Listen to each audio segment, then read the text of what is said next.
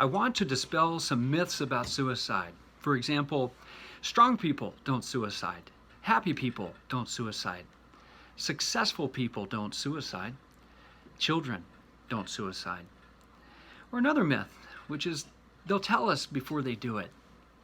Not true. None of these are true.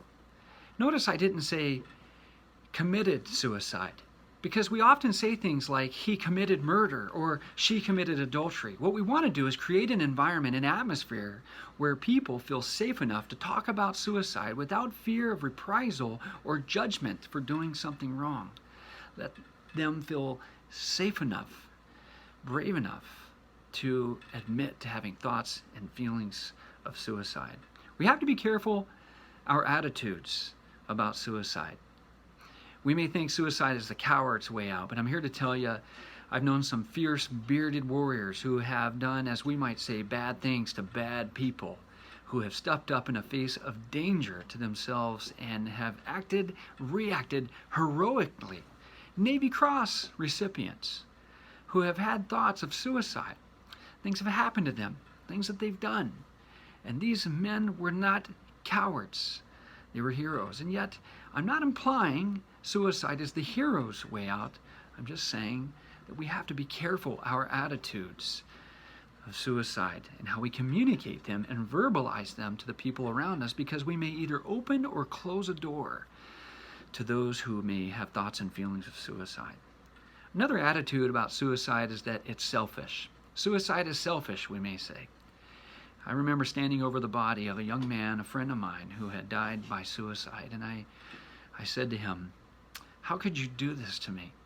When I confided these thoughts and these feelings to a friend, they said to me, "Jason, people who have genuinely attempted suicide but lived to tell about it have come back. Most of them have said, I wasn't able to think about you.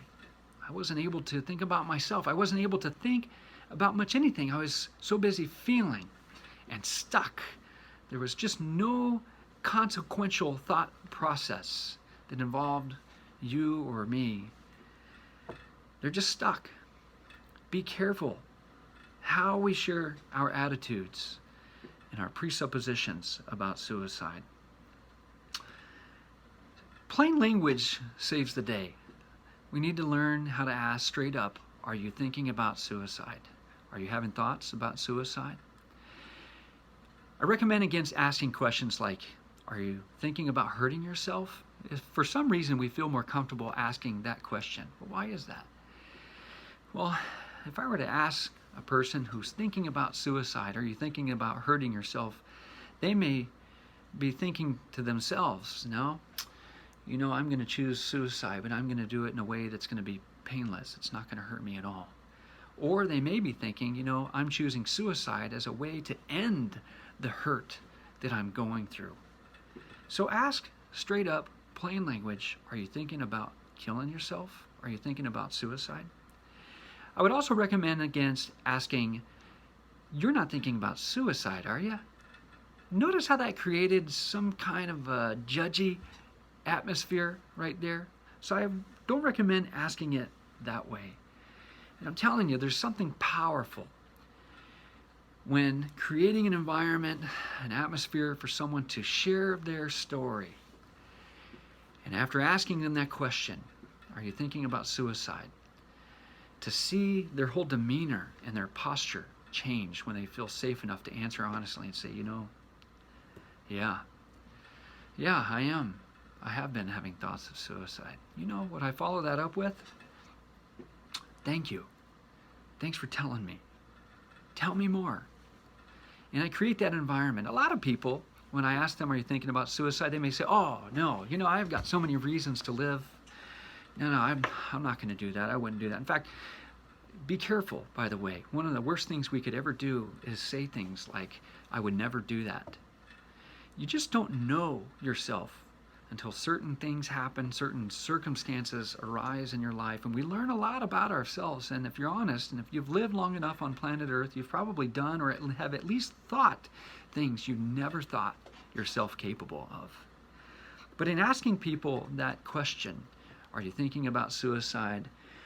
boy, what a privilege and an honor it is to be a part of that moment with them.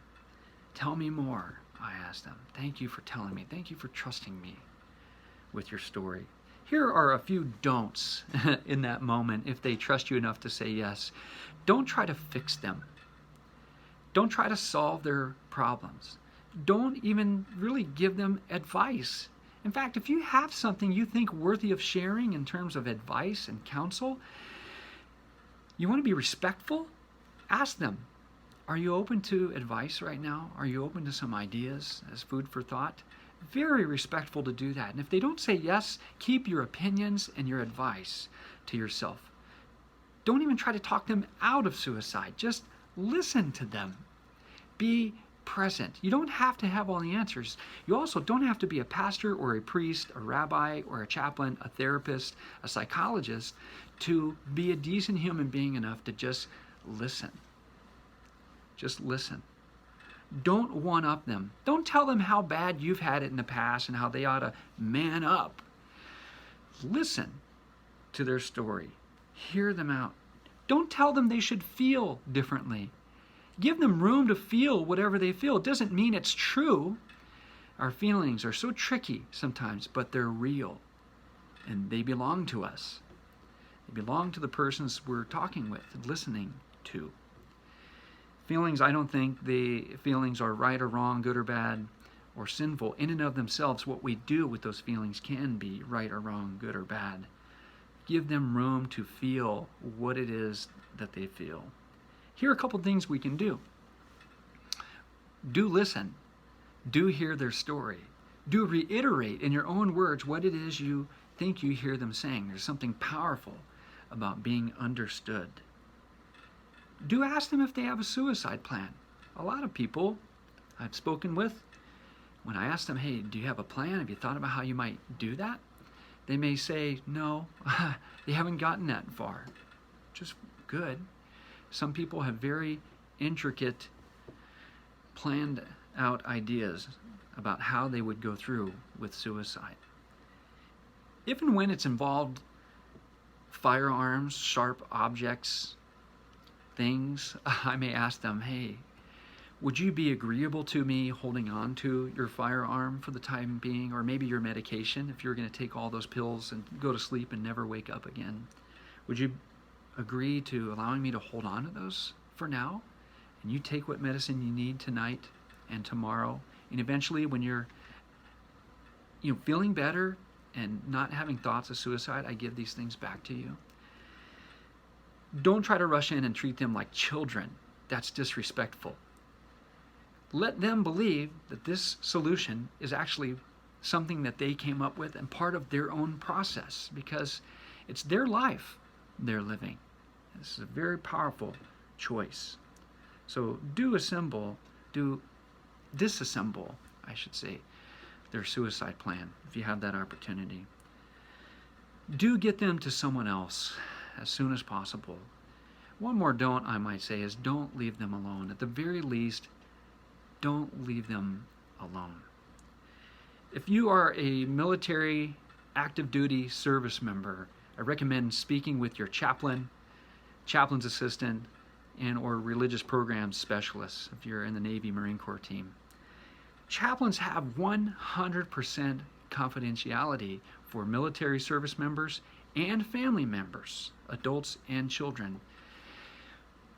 You can tell a chaplain anything, and we have absolutely no reporting requirements. Now, that doesn't mean that we are going to be an accessory to your past or future crime. It just means that we're going to provide a safe place for you to share what it is that you're going through, to share that guilt and that shame that you may be experiencing or feeling.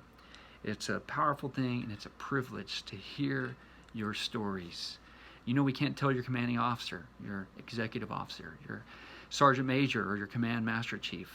We can't call PMO or security. We can't call Child Protective Services. Your conversation belongs to you. We can't say anything to anyone without your permission. Consider talking to a chaplain or a religious program specialist. We want to help you. We want to help you. If you're in Okinawa, Japan, you can call the duty phone. The officer of the day can be reached at DSN 645-7218 or 645-2644. The officer of the day's cell phone number is 090-6861-0540.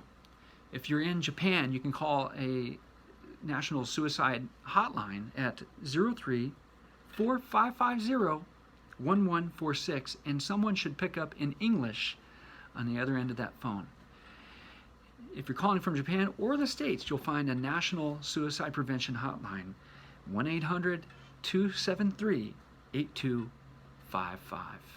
Chaplain Jason Owen, Camp Courtney Chapel, Okinawa, Japan. I want you to remember this. God will never leave you nor forsake you.